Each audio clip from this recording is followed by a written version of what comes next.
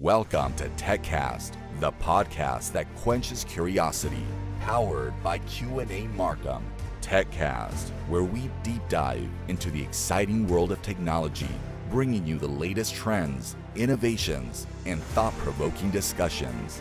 Join us on this exciting journey as we explore the boundless possibilities of technology. Hello everyone, welcome to another episode of techCast, powered by Q&A Marcom, where we talk about various technology topics and like to talk to the powerhouses who are shaping the voices within these technology topics.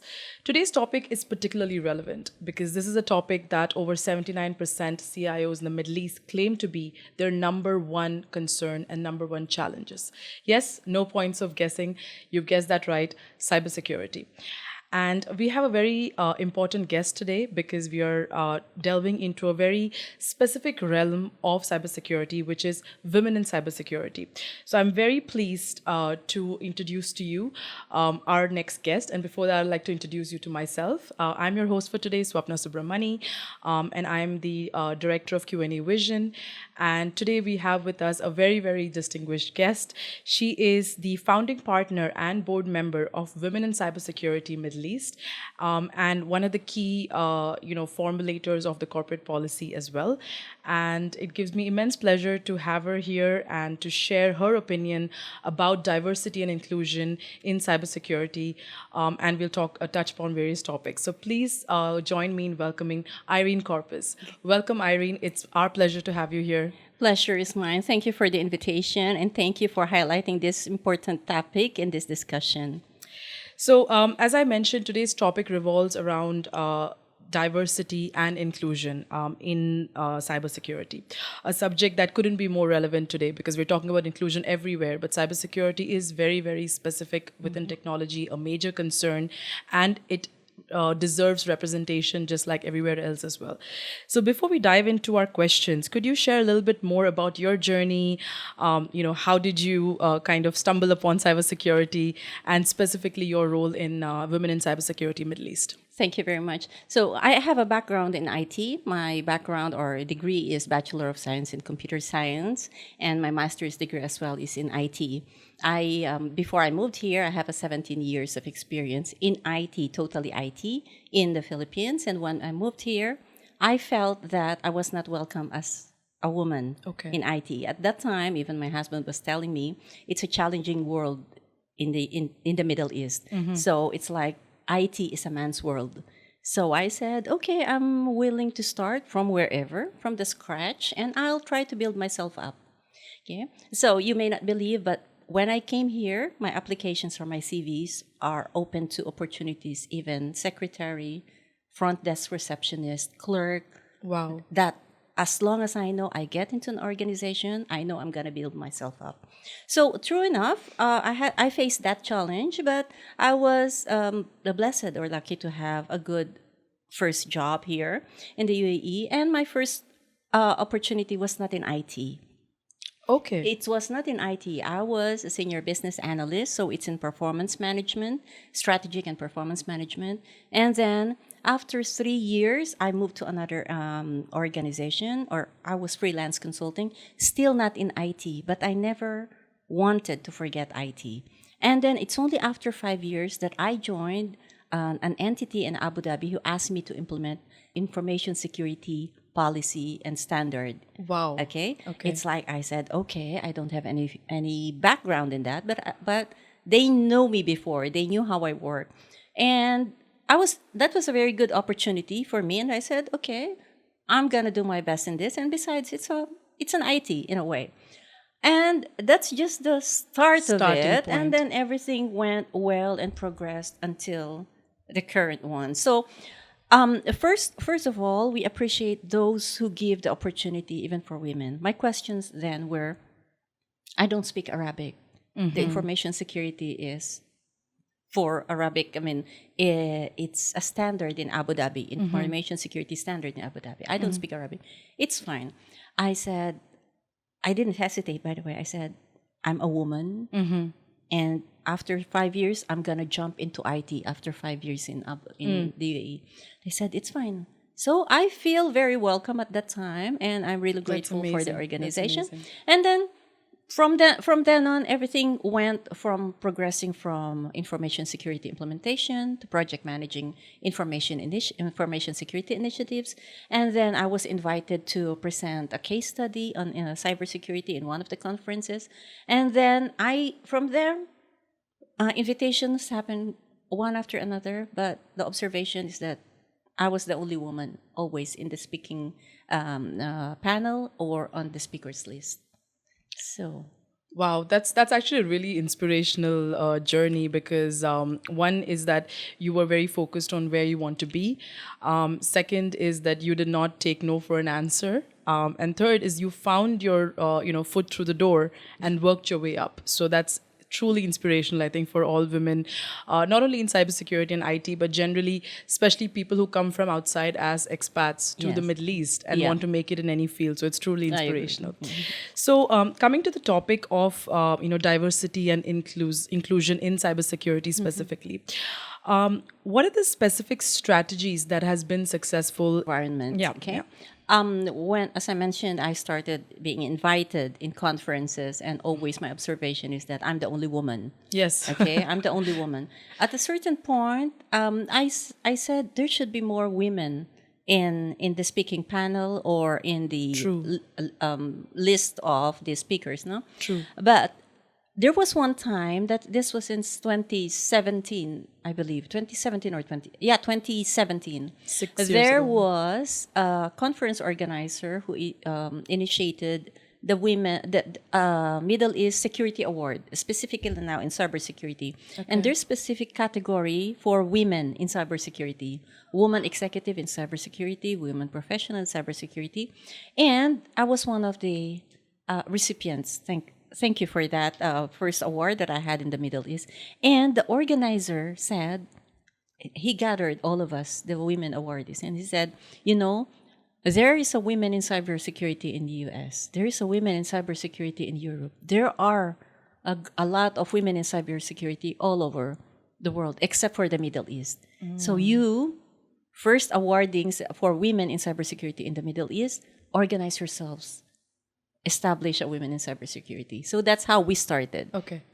So for us, our objective then is to increase the participation of women in cybersecurity. So that is the initiative that you're saying. This initiative is very important because this is where with specific group of women supporting each other, empowering each other, pushing each other to say that you have a voice on this stage like anybody else. This is the opportunity for us to showcase our talents, to showcase our skills and knowledge. This is the importance of a collaboration within the group of women. Of course, we will not say that we are not receiving support from other organizations as well, even government entities, even conference organizers as well. Okay. So, you raise a very valid point, because I think it's important for women to support each other and for inspirational women like yourself to kind of, guide the light in terms of other women wanting to get there. And the awards play a big role as well, because any kind of appreciation, Yes. recognition plays a big difference as well. What role do you think, education and skill development plays in kind of bridging that gender gap? Oh, this is very important because, the technology, it has to be, introduced. It is already being introduced right now, as early as KG, The let's say the alpha generation right now, they don't even know what life is without the gadgets. Of course. Okay? So they know that life is connected to technology. Yes. And that itself is already giving them an orientation that how important technology is. Now, moving forward to that is, of course, an awareness from home as well. Like, okay, your kids are exposed to technology, their gadgets and everything, but let them know that there's important factor in being in the internet, and that is security. From that alone, they will have an idea that, I need to be protected, I need to be secured, I need my privacy, I cannot be exposed there or be my footprint be used anywhere in any, especially, not only girls, but boys as well. They can be exploited. Of So course, it is important of from course. a very young age, starting from home and then in school, they will have to have introduce a security awareness as well, and from there they may have an idea that this is an important factor in everyone's lives. Yeah. Why not go? Why maybe think about getting into a cybersecurity field? No, Yeah. So I mean, it should start from the early formative years of formative kids. years. Yeah. Not only like STEM education and skills and development, but also the importance of cybersecurity within technology. Yes, yes. So that Yeah. is very important. And it begins from home. As they progress, it actually should begin from us, the Correct. parents. Correct. The parents. We are the ones who should take care of them from the start. Mm-hmm. The moment they are born, they're already exposed. I agree. Couldn't agree more. So, what steps do you think organization can take to, foster robust support networks and create an environment that addresses the unique challenges for women in cybersecurity? Yeah. Okay. There are corporate social responsibilities now embedded in every organization strategy, and that one of them, the DEI, diversity, equity, and inclusion. And part of this, it can be through the HR department, Okay. Resources, recruitment and retention, attract, retain, develop, and retain.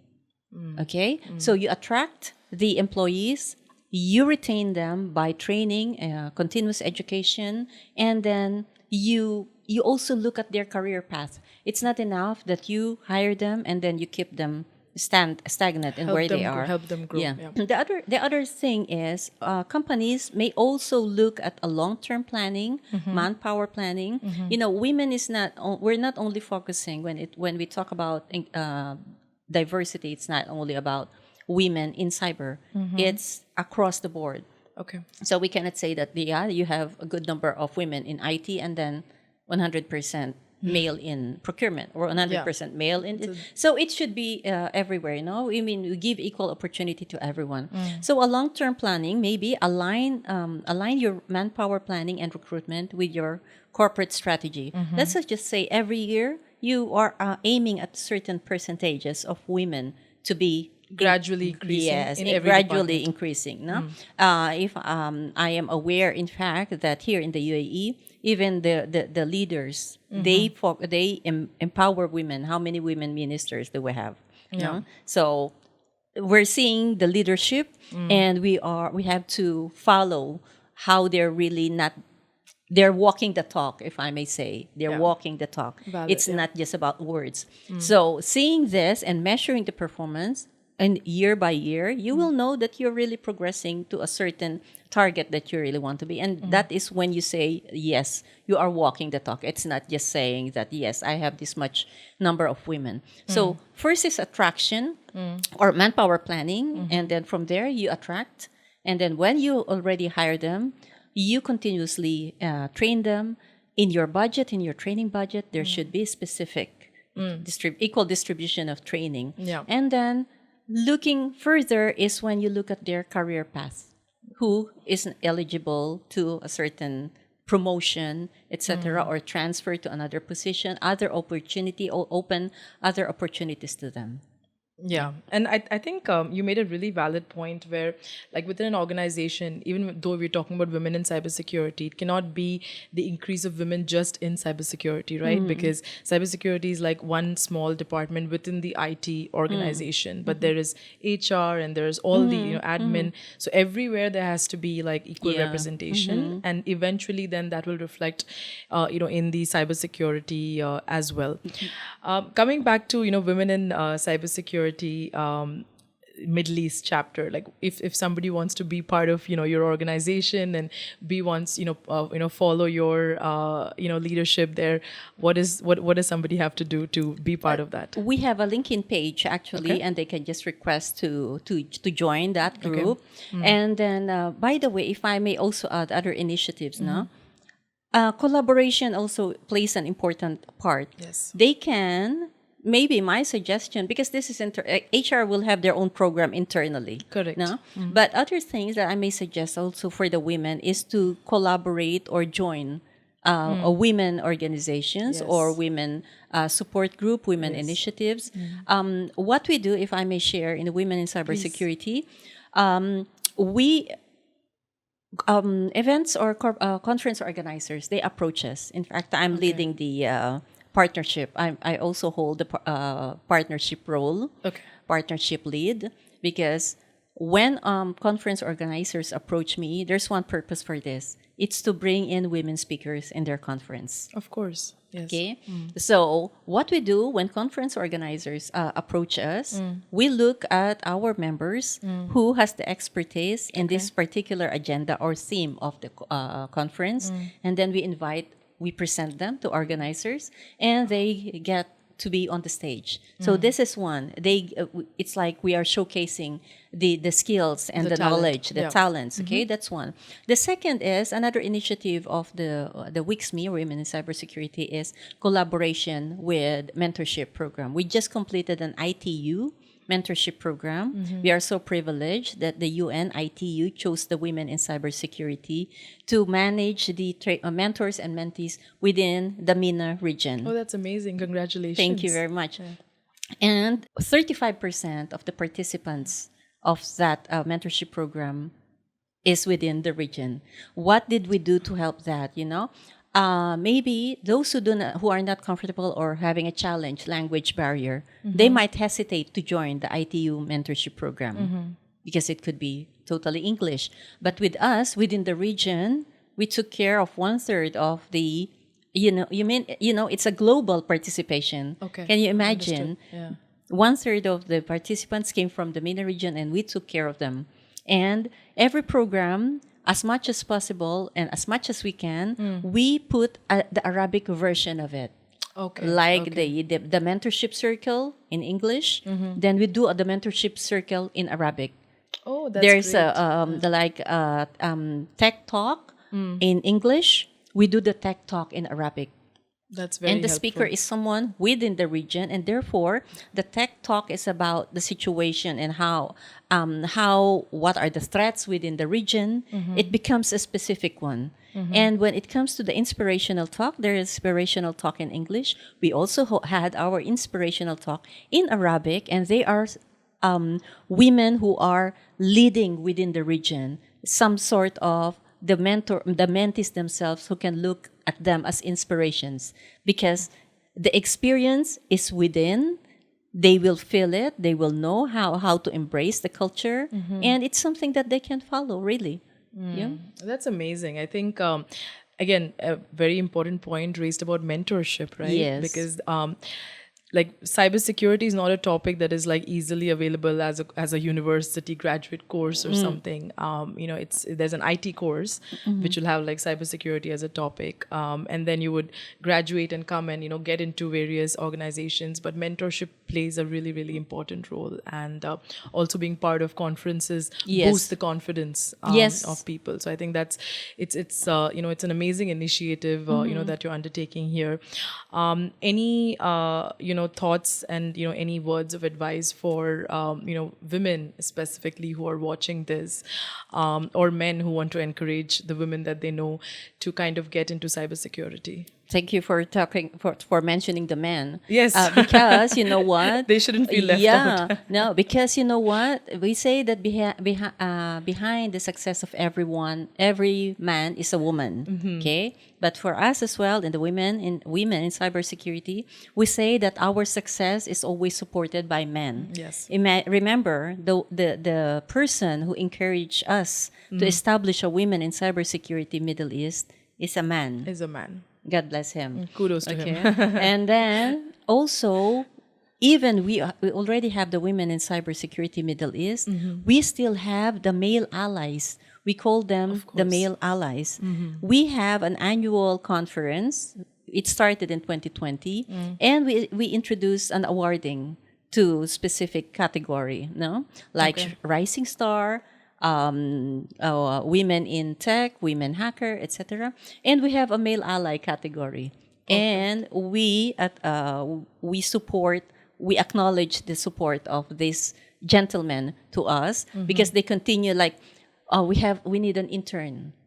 Okay, do you have anyone? Okay, they're coming to us to put some women in their organization. So this is an initiative that is very much appreciated, the support of the men to us. So my advice, a word of advice or something that I can share is collaborate, expand your connection. Look for someone who you can follow, like follow the footsteps. It's not be someone, by the way. It can be more than one, as long as you know that that image of that individual is someone that you may want to be someone in the future. Aspire, yes. Yes, and I aspire to be someone like that, someone like her, and someone who you know went to challenging situations as well. Yes. It's not like something that I got this because it was served to me on a silver platter. Yeah. No, it is for me someone who went through challenging situation until she gets to where she is right now is more inspirational than someone who got something born and it's like I'm the daughter of the owner of this, therefore. But of course, I don't. It's not something against them, but it's something like it's already given, Yeah. In the region, that we're still facing challenges. Of course. Yeah, of course, and we yeah. still hear a lot of women trying to get into their career, but they're still facing challenges. Correct. So we need someone, an organization, a mentor, an inspiration to look up to. So, I totally agree with you, and I think the reason why it's important to like aspire to be like someone who is up there but has also grown with those challenges, because you identify with those challenges as well, right? And you understand that this is the road, might be difficult, but this is where I want to get. So I think that's a very valid point as well. yeah, and we're seeing women, by the way, because of these programs. I'm seeing younger generations who say, I want to be like this, I want to be like this. Yes. And you always motivate them, It's like when you send them to a conference, you get them engaged in a conference, we cheer for them. We post in our LinkedIn page. You're proud of them. Yeah, we're proud of them. We are very proud of them, and we cheer for them. We congratulate them. We also acknowledge the achievements. Like if anyone passes a certification exam, this is an achievement. Amazing. Certification exam requires time and effort, like a dedication, time management. Correct. Especially if the woman, the individual is a mother, or a student, or working, or combined of all the three, a working mom and a working student. So this is something that when they achieve a certification, it is something that we are also very, very proud of, because you see that nothing stops them anymore. That is amazing, and that is true for I think all women if we put our mind to it as well. So that's very inspirational. So what is the the Women in Cybersecurity, like how big is your organization now, and it's how fast is it growing? Okay, so we started as 9 founding partners, members, and then now we are more than 2,500 members. Wow. And everything is voluntary. That's amazing. Yeah.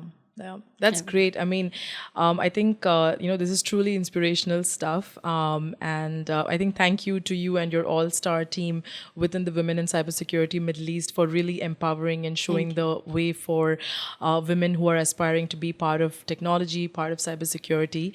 And I've really enjoyed, having this conversation with you. And I'm sure that everybody is going to be, inspired and touched in some aspect, and, wanting to follow the footsteps, and especially today cybersecurity is such a relevant topic, and everybody's interested, but I think with the diversity, with the inclusion that we talked about, and with that early learning from the young age, for boys and girls, the formative years, I think there's going to be a lot more awareness, a lot more inclusion as well. So, with that, I think I'd like to wrap up this TechCast for today. Thank you so much, Irene, My pleasure. for being a part of this, and thank you to everyone for listening in. And you heard it from the woman herself. The key things, the key takeaways would be to expand the network, to aspire to reach somewhere, and to keep going after your goals, and never to give up. Thank you very much. Thanks, Irene. Thank you very much. Thank you for inviting me. TechCast, powered by Q&A Markham, unraveling the enigmas of the digital age in every episode. Subscribe to TechCast on YouTube and on your favorite podcast directory, and never miss an update.